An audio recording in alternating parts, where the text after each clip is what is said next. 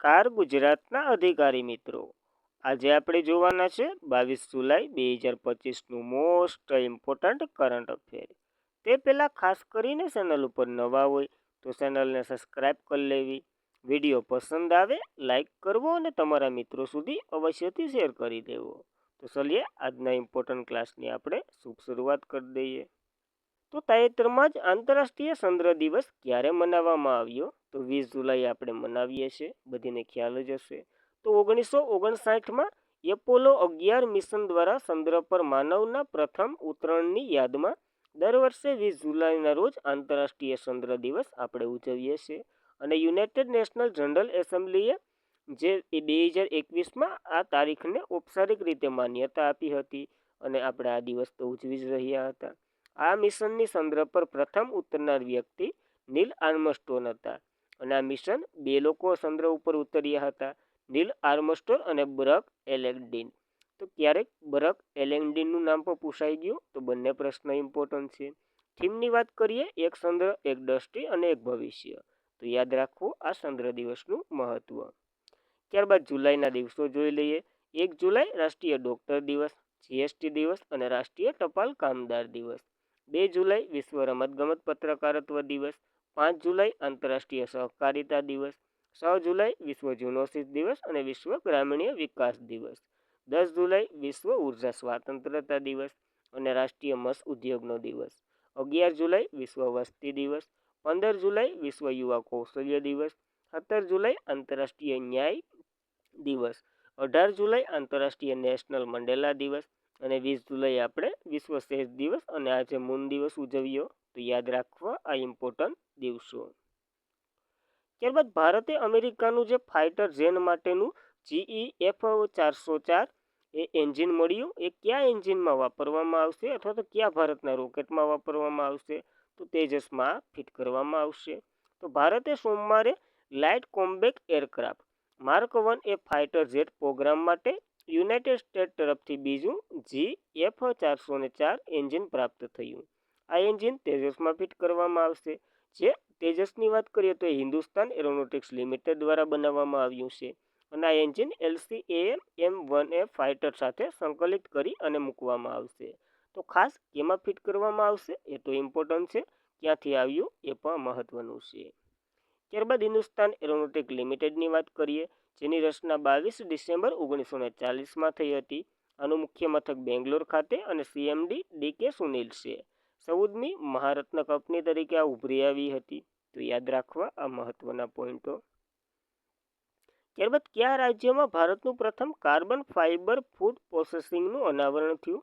તો જે પગ ન હોય અથવા તો જે કોઈ કારણોસર કપાઈ ગયો હોય, એ વગેરે કારણો બન્યા હોય ને, એ લોકોને જે કૃત્રિમ પગ નાખવામાં આવે ને, એવો પગનું એક અનાવરણ થયું અને એ પણ તેલંગાણામાં થયું.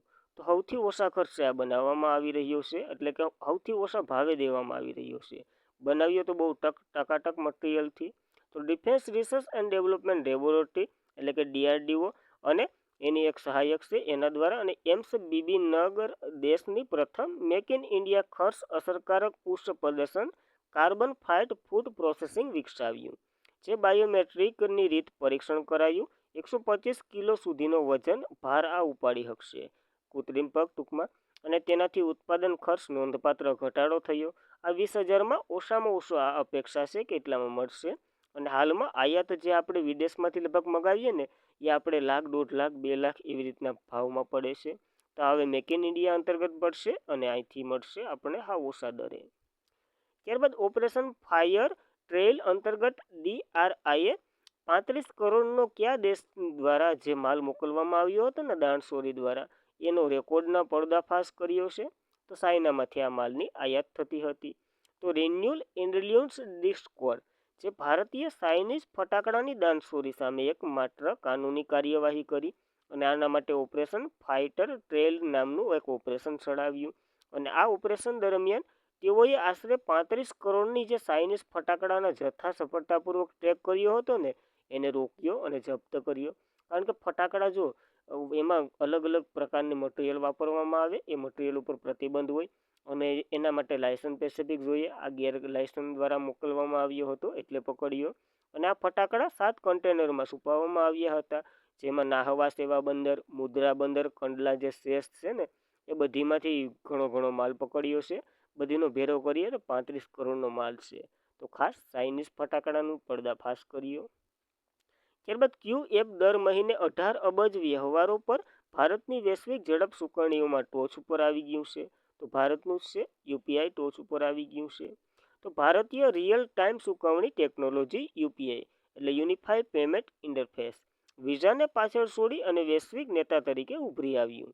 એમ આંતરરાષ્ટ્રીય નાણાકીય ભંડોળ દ્વારા એટલે કે આઈએમએફ દ્વારા તાજેતરમાં જ going relate digital payment the value of interoperability નામનો એક રિપોર્ટ બહાર પાડવામાં આવ્યો. એમાં આ બધી જણાવેલું છે. આઈએમએફે રિપોર્ટે જણાવ્યું યુપીઆઈએ ભારતની 85% ડિજિટલ ચૂકવણી અને વૈશ્વિક સ્તરે લગભગ 60% ડિજિટલ ચૂકવણીની શક્તિ આપે છે. આ પરિવર્તન કેન્દ્રમાં યુનિફાઈડ પેમેન્ટ ઇન્ટરફેસ છે અને દર મહિને 18 અબજનો વ્યવહાર કરે છે આ યુપીઆઈ. તો ખાસ ઇમ્પોર્ટન્ટ ધરાવે એમાંય ભારતનું છે એટલા માટે. યુપીઆઈથી આપણે બધી જાણીતા જ છે. National payment corporation of India દ્વારા એને 2016માં વિકસાવવામાં આવ્યું હતું. ભારત સરકાર અંતર્ગત કાર્ય કરે છે અને યુપીઆઈ જે પૈસા મોકલવા અને પ્રાપ્ત કરવાની રીતને બદલે છે. તો ખાસ યાદ રાખવું. યુપીઆઈ હાલ 7 દેશોમાં કાર્યરત છે. પેસિફિક અને કરાર બરાર થયા હોય એ આપણે નથી લીધા. Singapore, UAE, France, Bhutan, Nepal, Sri Lanka અને મોરિશિયસ. ભારતનું છે તો ભારતમાં તો હાલતું જ હોય. અને હમણાં નામીબિયા સાથે આપણે કરાર કર્યા એવા તો ઘણાય કર્યા. તો એ બધી યાદ રાખવા. ત્યારબાદ કરમસદ આણંદ યુનિવર્સિટી કોઓપરેશન એને નવું નામ મળ્યું છે. એટલે કે આણંદ મ્યુનિસિપલ કોઓપરેશન હતું ને એને આ નામ મળ્યું. સરદાર વલ્લભભાઈ પટેલના પિતાજી છે ને કરમચંદ્ર એનું નામકરણ કરવામાં આવ્યું.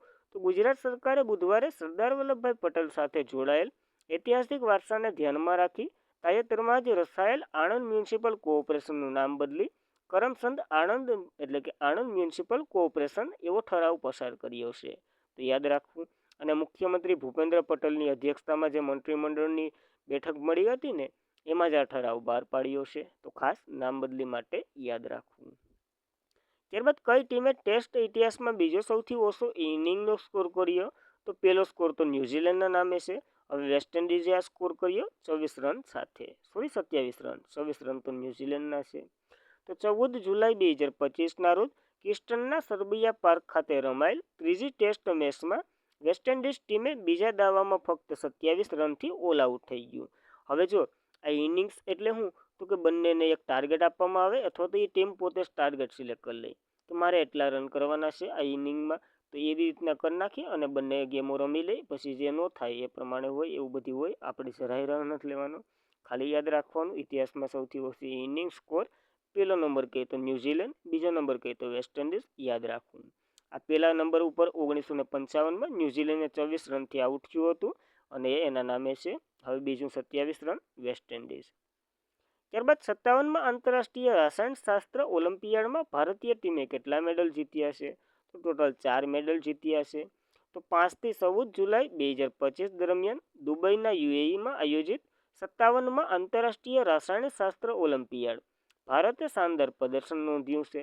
પ્રતિષ્ઠિત વૈશ્વિક સ્પર્ધામાં ભાગ લેનાર ચારેય ભારતીય વિદ્યાર્થીઓએ 2 ગોલ્ડ અને 2 સિલ્વર એમ મેડલો જીત્યા છે. એમાં વાત કરીએ દેવસંદ પંકજ ભૈયા અને સંદીપ કુરેશી છે ને એ બંનેએ ગોલ્ડ મેડલ જીત્યા છે. તો 2 સિલ્વરના નામે જોઈ લઈએ. દેવદત્ત પ્રિયદર્શિત અને કેસરી વગેરે સિલ્વર જીત્યા. ઉજ્જવલ કેસરી. તો ખાસ આ 2 ગોલ્ડ વાળાને અને 2 સિલ્વર વાળાને યાદ રાખવા કારણ કે દુબઈમાંથી મેડલ લઈ આવ્યા. તો યાદ રાખવા. ત્યારબાદ શ્રી મનોહરલાલ ખટ્ટરે ભારતમાં ઔદ્યોગિક ઉર્જા કાર્યક્ષમતાને વેગ આપવા માટે અદિતિ યોજનાનો શુભારંભ ક્યાંથી કર્યો? તો હરિયાણાના પાણીપતમાંથી કર્યો. તો યાદ રાખવી. મંત્રી શ્રી મનોહરલાલ દ્વારા હરિયાણાના પાણીપત સ્થિત આર્ય કોલેજ ખાતેથી આયોજિત રાષ્ટ્રીય રોલ આઉટ કાર્યક્રમમાં સત્તાવાર રીતે શરૂ કરવામાં આવી છે અદિતિ યોજના. આ પહેલનો પ્રારંભ ભારતીય ઓછા કાર્બન અર્થતંત્ર તરફ એક સંક્રમણીય નિર્ણય છે અને જે સૂક્ષ્મ, લઘુ અને મધ્યમ ઉદ્યોગ એટલે કે એમએસએમઈને વ્યાપક નાણાકીય તકનીકનો સહાયને દ્વારા ઉર્જા અને કાર્યક્ષમતા ટેકનિક અપગ્રેડ કરવામાં સક્ષમ છે. તો ખાસ યાદ રાખવું એમએસએમઈને મદદ કરશે આ યોજના કારણ કે લોન ને બોન ને બધી આના અંતર્ગત જ મળશે. અને અદિતિ યોજના જે અંદાજીય પત્ર જે 1000 કરોડ એને ફાળવવામાં આવ્યું છે અને ભારત સરકારે ઉર્જા મંત્રાલય દ્વારા એક પહેલ છે જેનો અમલ તો કે બ્યુરો ઓફ એનર્જી એફિશિયન્સી દ્વારા થઈ રહ્યું છે. તો ખાસ એનું ફૂલ ફોર્મ પછી જો આપ્યું છે હેઠે, પણ એટલું ઇમ્પોર્ટન્ટ નથી, તો એ તમારે વાંચવું તે વખત વાંચી શકો.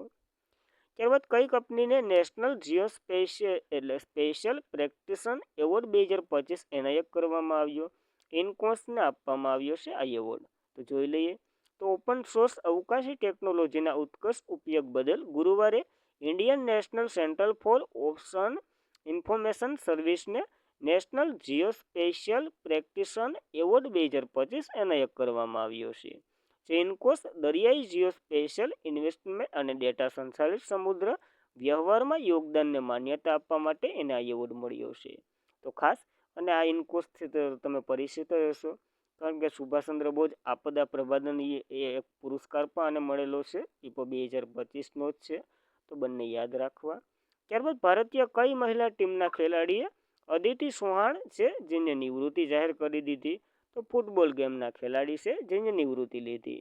તો પોતાની કારકિર્દી દરમિયાન અદિતિ ચૌહાણના એટલે કે સૂત્ર નંબર 1ના સ્થાને રહેલા આ સ્પર્ધામાં, જેના માટે મોટા ભાગના ગોલકીપર સ્પર્ધા કરે છે.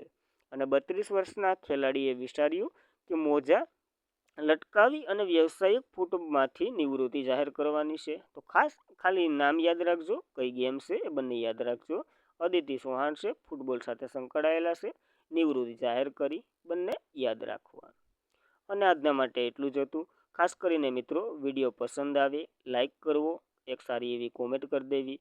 પસંદ વધારે આવ્યો હોય તો તમારા મિત્રોને શેર કરી દેવું. તો સબસ્ક્રાઈબ તો કરી જ દેવું, શેર ન કરો તો હાલશે. અને ટેલિગ્રામ ચેનલમાં જોઈન્ટ થઈ જવું ડેઇલીની PDF માટે. તો thank you for watching this video. જય હિન્દ, જય ભારત.